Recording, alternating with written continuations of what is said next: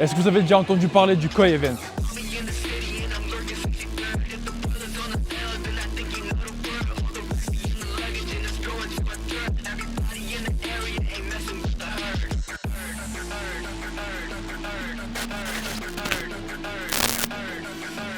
Bon, l'avantage c'est que cet événement il se passe en Île-de-France, dans le 91 précisément, et l'endroit il est magnifique. Non, mais regardez-moi ça, un petit château, c'est sympa.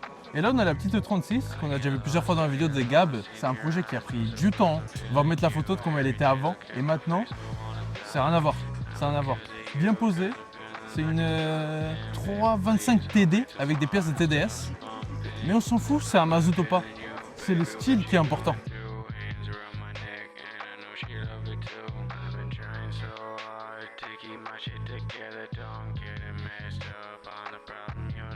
Généralement j'aime pas Audi, mais quand elles sont modifiées comme ça. Là on a une petite M3 avec la même couleur que ma E46. M3 E46 je veux dire, très très beau. Très très beau. C'est une caisse que du coup elle va développer les 343 chevaux, si je ne me trompe pas bien évidemment, avec son 6 cylindres en ligne. Et esthétiquement, en plus c'est une pré-facelift, du coup une phase 1. C'est très beau. En fait, elle est vraiment très bodybuildée. Waouh. Mais le taf, tout ce qui a été rajouté, capot carbone, rajout des ailes, c'est très très beau. L'aileron, ça me fait penser aux ailerons des GT86. Très très beau. Ah, même les rajouts sur la lunette arrière. Bon, tu vois rien, mais encore une fois, c'est vraiment pour le style. Hein. On adore le style ici. En fait, comme je dis, à tous les événements de voitures, il y a tellement de voitures trop belles. On ne sait pas par où commencer. Hein, parce que il y a de tout. L'avantage, c'est qu'il y a tout. Bon, il y a Honda. Hein. On aime bien Honda, mais on vient de rentrer du H&M, donc on va éviter. On a des Skyline, on a des BM, on a des Chevrolet. Il y a la M3 qui bouge, qui fait un super bruit. Il y a une R35 là-bas.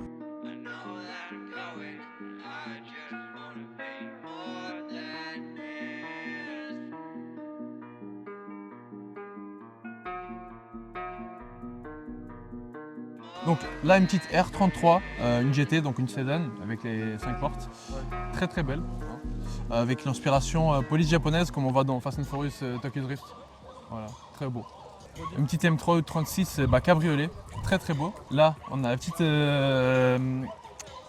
Ah, je sais plus, parce qu'il a fait un swap motard, je me rappelle plus ce qu'il y a dedans. C'est une E36 qui a été préparée avec le kit Rocket Bunny et le kit Pandem, là je suis pas sûr. C'est AST. Il y a des fortes chances qu'on la verra plus tard sur la chaîne. On voit le petit moteur, et je me rappelle d'elle encore quand elle était noire. Putain. Oh, une petite... Oh, la CHR originale. Très originale. Je suis sûr qu'il a mis le nom de ses potes. Hein. En vrai, c'est une trop bonne idée. C'est une très très bonne idée. C'est une très très bonne idée. Vraiment la voiture de rêve de beaucoup de monde. En plus, cette config, elle est très très propre. Le vert, ça rend très très bien dans la voiture. En plus, on sait tous, hein, que cette petite voiture, comme la Sotra MK4, très très facile à préparer. Surtout qu'elles sont bridées d'origine hein, pour le Gentleman Agreement. Gentleman Agreement, voilà. Très facile à préparer. En fait, les Japonais à cette époque-là, trop fort. Trop trop fort. À mon avis, ils étaient en avance dans le temps, vraiment. Bah là, on a une Alpina qui est posée au sol aussi. Oh, par contre, les petits rajouts sur les plastiques là, ça rend très bien. Et même à l'intérieur, oh, il a le téléphone. Là, tout le monde va dire dommage, c'est une auto. Là, une petite GT86, comme on voit pas tout le temps. Ah, on en voit beaucoup, comme les BRZ, bah, c'est les mêmes. Mais avec ces body kits, un kit Pandem aussi, je pense. Par contre, petit logo Batman, ça rend très très bien. Juste voilà, une voiture un peu trop critiquée sur les réseaux juste parce qu'elle a 200 chevaux. Étant donné que c'est une voiture magnifique avec un châssis de fou furieux. Et il est vraiment parti sur une inspi à la Batman, hein, vraiment. C'est Batmobile de bail. On a vu la même, enfin elle ressemble vraiment à celle qu'on a vue au Trace Pologne. Bah tiens, si ça intéresse quelqu'un, bah elle est à vendre. Hein.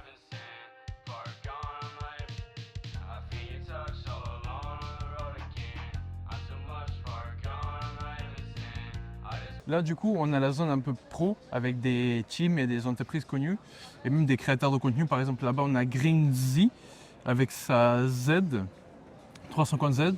Il est connu sur les réseaux. À gauche, on a la Midnight et la Miura, je pense, vu qu'il y a le drapeau. C'est des groupes connus en Ile-de-France. Il y a Krebsy. C'est quelqu'un qui fait des customisations très très clean, un peu à la graffiti et tout. C'est vraiment excellent. Et il y a également la No Walk, un autre groupe connu en Ile-de-France, avec des super voitures.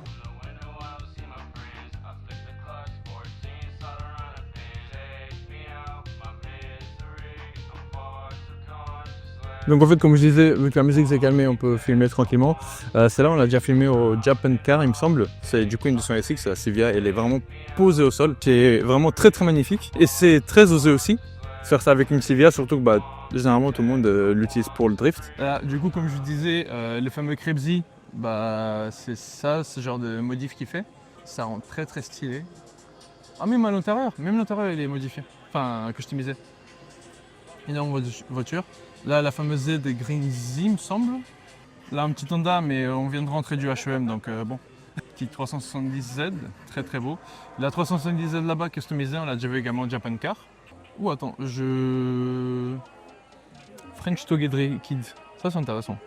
Qui aime pas le Toge, hein? En plus, bien préparé avec arceau vidé et tout. Ça, c'est beau.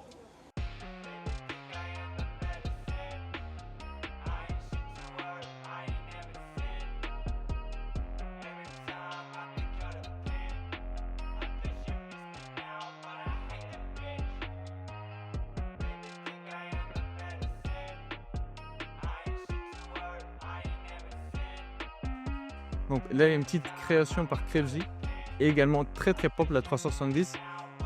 On l'avait déjà vu au Japan Car, il me semble. Là, je pense que beaucoup de monde va connaître cette Z, l'inspiration de la Z. Pour ceux qui ne savent pas, Need for Speed, si je ne me trompe pas, à tout moment je dis de la merde. Si tu prends un MK5 avec des pneus ronds, les jantes elles sont magnifiques. Hein. Quitte à choisir, je sais pas. Mec, c'est la Lexus qu'on avait au HM qui avait le logo Honda. Ouais. Par contre, cet aileron là, c'est le 326 Wing. C'est l'aileron des Silvia si je ne me trompe pas. Mais qui rend très bien sur la IS 200. Ah, des petites MX5. Oh là, on a une baie moteur de fou. Oh, j'adore l'inspiration DBZ. Très très beau. Là, une petite Mustang. Là, les fameuses TCR du coup. Alors, ça, c'est une GTI du coup. Carbon fiber. Carbon fiber.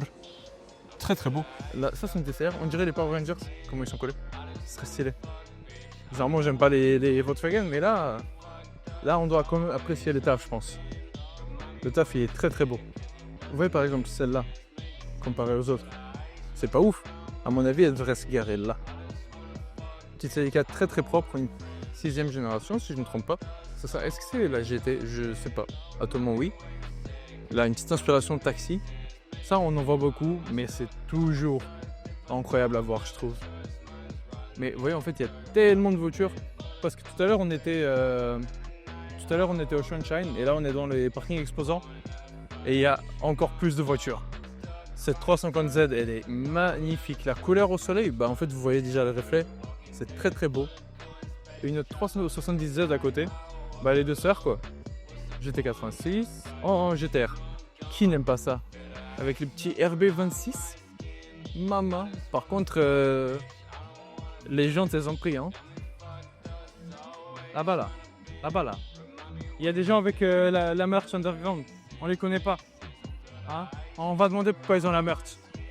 Excusez-moi monsieur, où est-ce que vous avez acheté ça? Ça, c'est. Poubelle? Ça se fait sur la poubelle? Ouais, dans la poubelle, dans la benne. Dans la benne? Dans la benne. Putain, ça me dit quelque chose ce logo. Ouais. Non, ça. Ça là, ah non, ce logo ça me dit quelque chose, ouais. Je l'ai pas vu sur Pornhub. Hein? Par contre, la couleur, très très beau. Et il a juste rajouté ça sur les ailes, pare-choc et aileron. Aileron, pardon, capot. Encore une fois, du coup, on a dû RHT. Je sais pas qu'est-ce que vous en pensez par rapport au RHT. Est-ce que je sais que c'est pas mal critiqué, mais j'aimerais avoir votre avis dans les commentaires. Est-ce que vous validez ou pas? Parce qu'en fait, il y a beaucoup de voitures qu'on peut pas avoir en LHT. Et même niveau budget, par exemple, une GTR en RHT, c'est beaucoup moins cher qu'en LHT. Et là, vous allez me dire, oui, mais pour la revente, c'est simple, vous la revendez pas, les gars. M3 compétition. Une G80. Très très beau.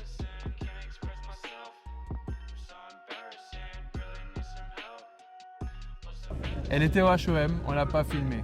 On l'a filmé pour le Japan Car au Youngtimer, je me rappelle plus, et également dans la toute première vidéo de la chaîne. Mais ça c'est la beauté. Elle est toute d'origine.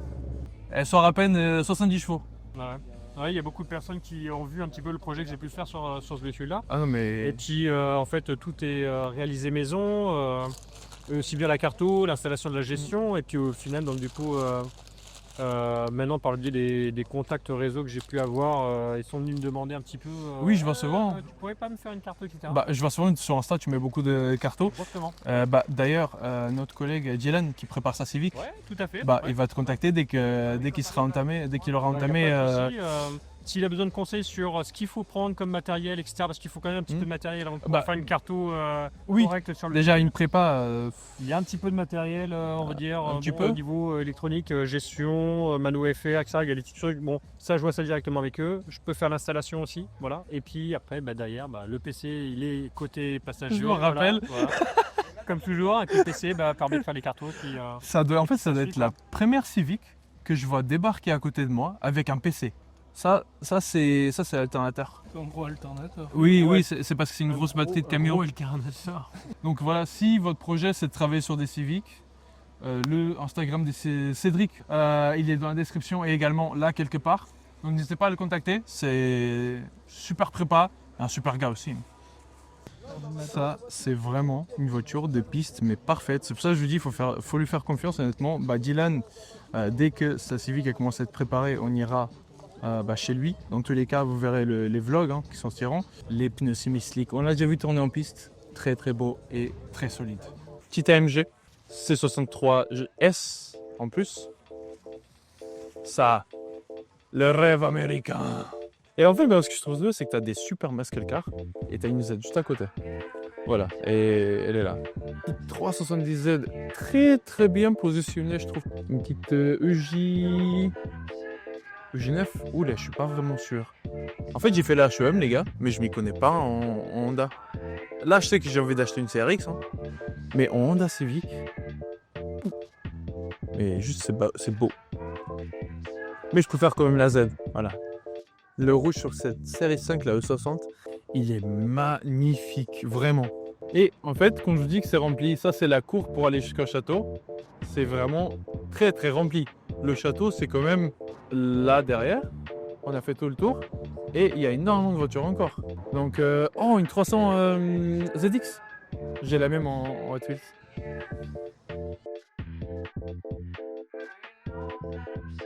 Par exemple, tout à l'heure, je parlais du RHT et là, on a l'exemple parfait. Une Toyota Chaser qu'on n'en voit quasiment jamais. Même à des événements, c'est assez rare d'en trouver. Bon, Japan Car et tout ce qui est japonais, on en voit. La Toyota Chaser, par exemple, c'est une voiture que je pense c'est quasi impossible, voire même impossible, niveau budget et même rareté, de la trouver en LHT. Et là, c'est du RHT. Et moi, pour moi, les RHT, c'est pas si mauvais que ça en vrai. Faut juste s'habituer. Mais si on enlève la rouille, c'est la même voiture.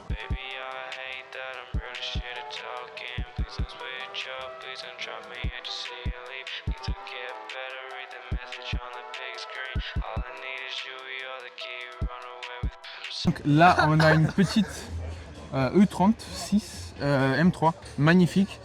Et là, juste à côté, son copain, du coup, ça c'est la voiture d'Inès. Et là, son copain avec une E39 525i. Et en vrai, la couleur, les paillettes dorées, très très beau. Les jantes aussi. Et j'avoue que le petit coffre de toit, ça rajoute un super style. Et ça, en fait, ça c'est un support de plaque US. Ah ouais, Une plaque carrée en fait. Donc en fait, tu as des supports de plaques US. Voilà, pack M d'origine. Ah oui, ça c'est beau. Pack M d'origine. Bon, j'ai intérieur Alcantara. Et du coup, est-ce qu'entre ça et une E36, tu préfères laquelle? Parce que dépend. du coup, tu avais la E36 320i. Ouais. Et tu préfères laquelle? Celle-là pour tous les jours, pour vendre en daily, etc. C'est quand même beaucoup plus simple. Mhm. Tu as toutes les options. Ah, t'es full option du coup? Ouais, je suis pratiquement full option. C'est une quelle année du coup? 2003. 2003? Alors Ok. qu'une 36, tu vois, par exemple, c'est plus 96, fait pour quoi. le week-end.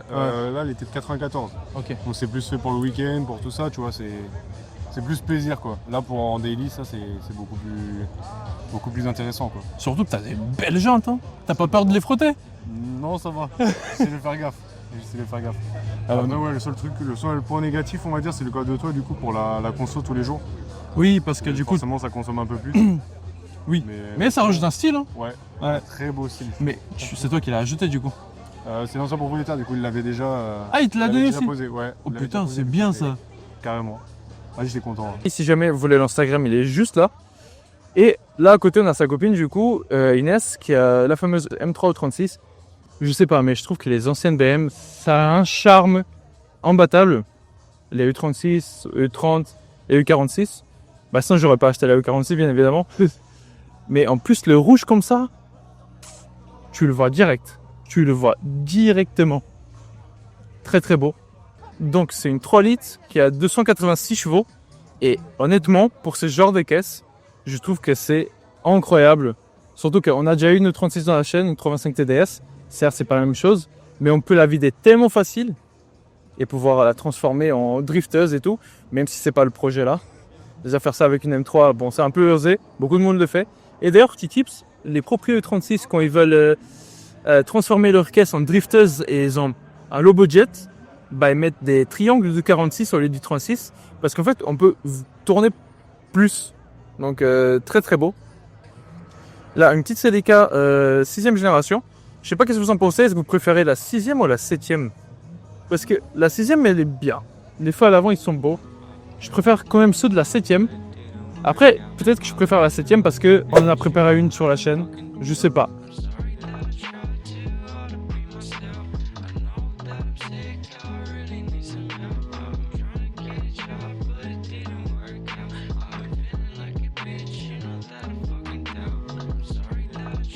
Vous avez pas vu cette petite Supreme K5 là? Le violet, il est incroyable. Elle est très très belle. Le B58 là, il est magnifique. Ah, elle était jaune d'origine. C'est très très beau. Du violet comme ça. Petite BM à côté. 690 E. C'est pas tous les jours qu'on en voit aussi. Hein. C'est très très beau. Je pense que c'est une des seules Mercedes que je pourrais m'en acheter. En vrai de vrai. La petite Mustang derrière, magnifique vraiment. Petite FK8 si je ne me trompe pas, la Super. Elle est très très belle. Hein. Petit capot carbone, aile carbone. Lame carbone je veux dire. Et sur les ailes aussi. Très très beau. Du coup les voitures qui sont un peu plus loin, enfin plutôt vers l'entrée du parc, les événements. Là il y a pas mal de voitures qui commencent à partir. Cette petite CRZ très très belle. Couleur magnifique. Avec des super jantes. Et là-bas c'est du coup l'entrée. Et ici on a beaucoup de Ford. Attends, une Ford Probe. Oh. Très beau aussi. Une Ford Probe, on en voit quasiment jamais. Et en plus, elle ressemble énormément à une japonaise quoi. Là au Shine, il y a des nouvelles voitures. On a cette petite 260E, magnifique, vraiment très très belle. La couleur, la config, wow, je sais pas quoi vous dire. Cette gamme de Mercedes, ça serait la seule que je pourrais acheter, même si je préfère une 190E. Là, une petite GTR. Ça fait très chelou. Hop, attends, la Miata, elle est très drôle comme ça. La GTR, ça fait un peu chelou son aileron, je vous cache pas. Ça me perturbe un peu.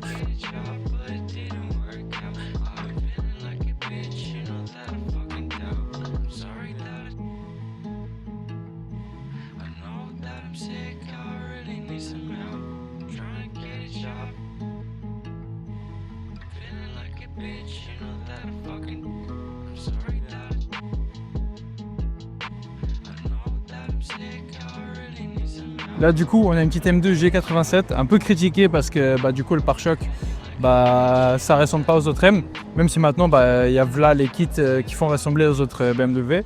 Petite C63 MG je pense, je suis pas trop calé. Si c'est le V8 biturbo, oui c'est le V8 biturbo. Petite série 7.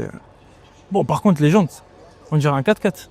Là, une petite RX7 FD, en plus avec le kit Velside si je ne me trompe pas. Très très belle, très très beau.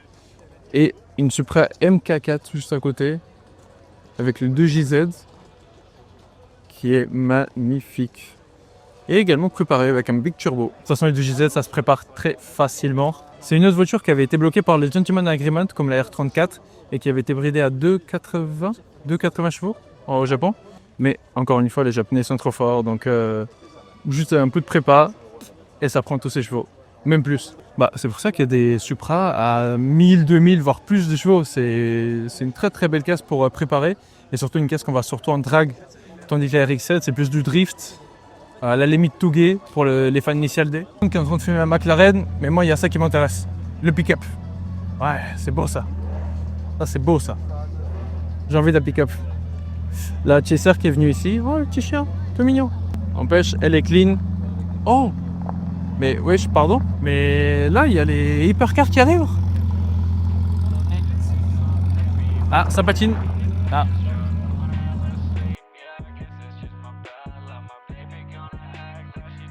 Mais vraiment, cet événement-là, il est incroyable. Et surtout, c'est pas très cher. Et encore une fois, c'est juste à côté de chez nous, à Essonne. Et vraiment, l'endroit, un château quoi. Ça change des circuits, d'autres genres d'événements qu'on a pu faire jusqu'à présent. Et honnêtement, je vous conseille, pour l'année prochaine, là c'est la 3e édition du Co-Event.